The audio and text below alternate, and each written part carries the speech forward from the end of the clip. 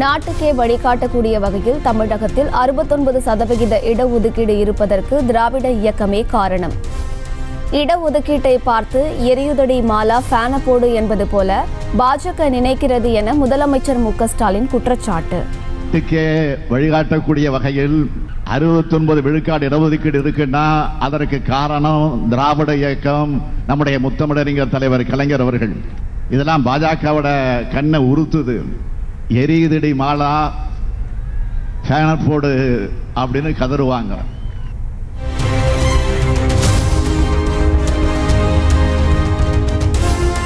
எடப்பாடி பழனிசாமி உழைப்பால் உயர்ந்தவரா, ஊர்ந்து சென்று உயர்ந்தவரா? அதிகமாக கப்பம் கட்டக்கூடியவர் என்று கூவத்தூரில் ஏலம் எடுக்கப்பட்டவர்தான் இபிஎஸ் என்று முதலமைச்சர் மு.க.ஸ்டாலின் காட்டம். பழனிசாமி அவர்களே, நீங்க உழைச்சு முன்னேறினீங்களா இல்ல ஊர்ந்து வந்து முன்னேறினீங்களா? ஊருக்கு தெரியும். இந்த லட்சணத்துல வாழ்ச்சவாடால் அவசியம் தானா? அதிகமாக கப்பம் கட்டக்கூடியவர் தான் தலைவராக முடியும்னு கூவத்தூர்ல உங்களை ஏலம் எடுத்தாங்கள. பழனிசாமி அவர்களே, நீங்க அதை மறைக்கலாம், ஆனால் மக்கள் மறக்கல.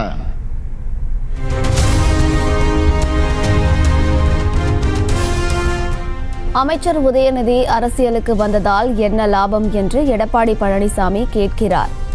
திராவிடம் பற்றி தெரியாத இபிஎஸ் போன்றவர்களை கதறவிடவே உதயநிதி அரசியலுக்கு வந்துள்ளார் என்று முதலமைச்சர் மு.க.ஸ்டாலின் பதிலடி. அடுத்து உதயநிதி அரசியலுக்கு வந்தா தமிழ்நாட்டில் என்ன லாபம்னு கேட்கிறாரு. திராவிடத்தோட எதிரிகளையும், திராவிடம்னா என்னன்னு தெரியாத பழனிசாமி மாதிரியான துரோகிகளையும் தினமும் இப்படி கதற விடுறாரு. அதுக்குத்தான் அவர் வந்திருக்கிறாரு.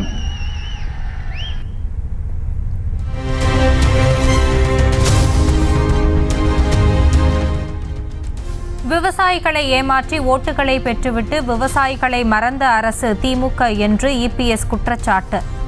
தேர்தல் அறிக்கையில் நெல் குவிண்டாலுக்கு 2500 ரூபாய் கொடுப்பதாக அறிவித்து ஏமாற்றிவிட்டதாக விமர்சனம். தேர்தல் அறிக்கையில் குறிப்பிட்டாங்க, திராவிட முன்னேற்ற கழகம் ஆட்சிக்கு வந்தோல நெல்லுக்கு குவிண்டாலுக்கு 2500 ரூபாய் கொடுக்கறாங்க. ஆட்சிக்கு வந்து 3 வருடம் ஆகி போச்சு, ஒன்னும் செய்யல. மக்களை ஏமாற்றி, விவசாயிகளை ஏமாற்றி வாக்குகளை பெற்று ஆட்சிக்கு வந்த பிறகு விவசாயிகளை மறந்த அரசாங்கம் விடியா திமுக அரசாங்கம்.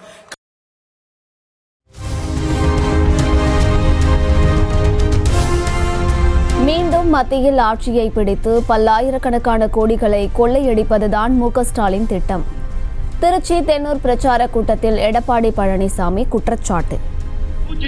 ஊழல் தான், அதுக்கு தான் துடிக்கிறார்.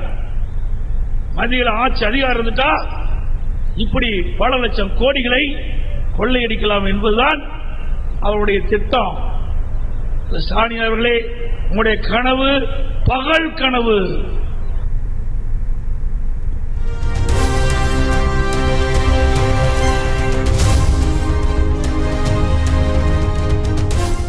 அதிமுக ஆட்சியில் தமிழகத்தை சீரழித்ததற்கு ஆதாரத்தை வெளியிட முடியுமா? முதலமைச்சர் மு.க.ஸ்டாலினுக்கு எதிர்க்கட்சித் தலைவர் எடப்பாடி பழனிசாமி சவால். முதலமைச்சரா இருக்கிறீங்க, ஒரு முதலமைச்சரா இருக்கின்றவர்கள் ஆதாரத்தோடு பேச வேண்டும்.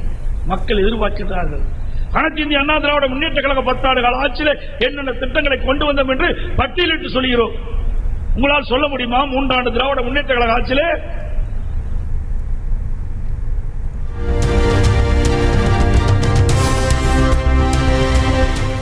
மக்களவை தேர்தல் பிரச்சாரத்திற்காக தமிழகம் வந்தடைந்தார் பாஜக தேசிய தலைவர் ஜே.பி. நட்டா. திருச்சி விமான நிலையத்தில் நிர்வாகிகள் வரவேற்பு.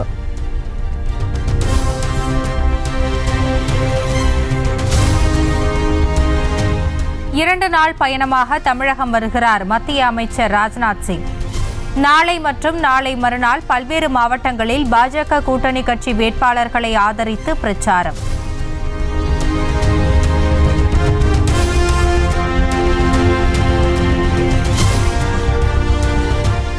சென்னை புரஷைவாக்கம் பகுதியில் மத்திய அமைச்சர் ஸ்மிருதி இரானி பரப்புரை. மத்திய சென்னை பாஜக வேட்பாளர் வினோஜ் பி. செல்வத்திற்கு வாக்கு சேகரிப்பு.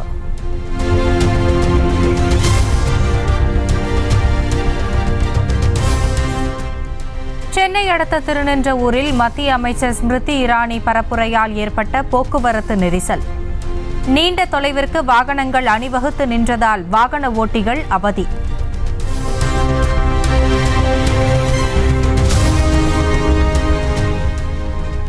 தூத்துக்குடி மாவட்டம் ஏரல் பகுதிகளில் திமுக வேட்பாளர் கனிமொழி தீவிர வாக்கு சேகரிப்பு. கிரேன் உதவியுடன் ராட்சத மாலை அணிவித்து நிர்வாகிகள் உற்சாக வரவேற்பு.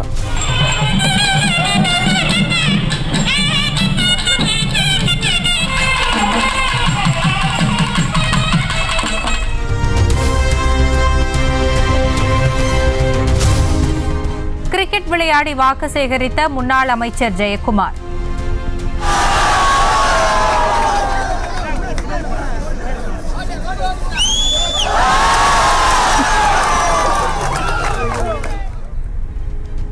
சென்னை ராயபுரத்தில் அதிமுக வேட்பாளர் ராயபுரம் மனோவை ஆதரித்து மேற்கொண்ட பரப்புரையில் சுவாரஸ்யம்.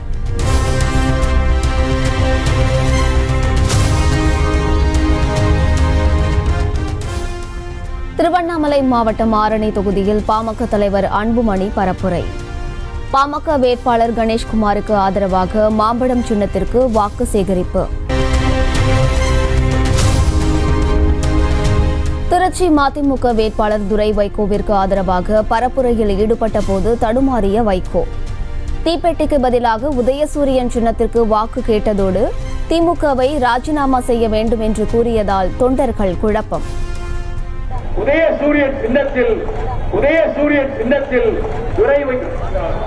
தீப்பெட்டி சின்னத்தில் துரை வைகோ அவர்களுக்கு இந்த தொகுதியில் ஏன் தீப்பெட்டி சின்னம் வந்தது என்றால், முதலில் உதயசூரியன் சின்னம் வாங்க வேண்டும் என்றால் அவர் திமுகவிலிருந்து ராஜினாமா செய்ய வேண்டும்.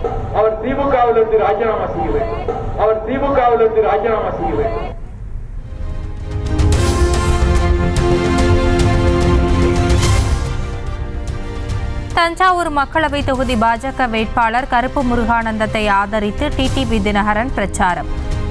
அதிமுகவை மீட்டெடுக்க தாமரை சின்னத்திற்கு வாக்களிக்குமாறு வேண்டுகோள். தாமரை சின்னத்திலே இந்த தேர்தலில் வாக்களிப்பதன் மூலம் அம்மாவின் இயக்கத்தை நாங்கள் மீட்டெடுப்பதற்கு நீங்கள் உதவி செய்கிறீர்கள்.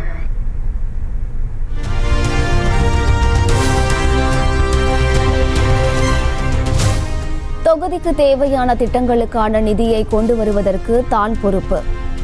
பெரம்பலூர் தொகுதிக்குட்பட்ட குளித்தலை பகுதியில் பாஜக கூட்டணி வேட்பாளர் பாரிவேந்தர் பிரச்சாரம். இன்னும் வளர்ச்சி பெற வேண்டுமானால் நீங்க நல்லவர்களை தேர்ந்தெடுக்க வேண்டும். உங்களுக்கு தேவையான திட்டங்களும் நிதிகளும் உறுதியாக கேட்டு வாங்கப்படும். அதற்கு நான் பொறுப்பு.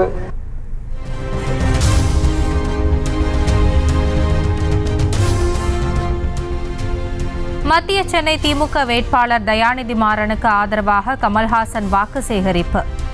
இந்தியா மீதான தன் காதல் அரசியலையும் தாண்டி புனிதமானது என்று பிரச்சாரம். செய்திகளை உடனுக்குடனும் துல்லியமாகவும் தெரிந்து கொள்ள சப்ஸ்கிரைப் பண்ணுங்க.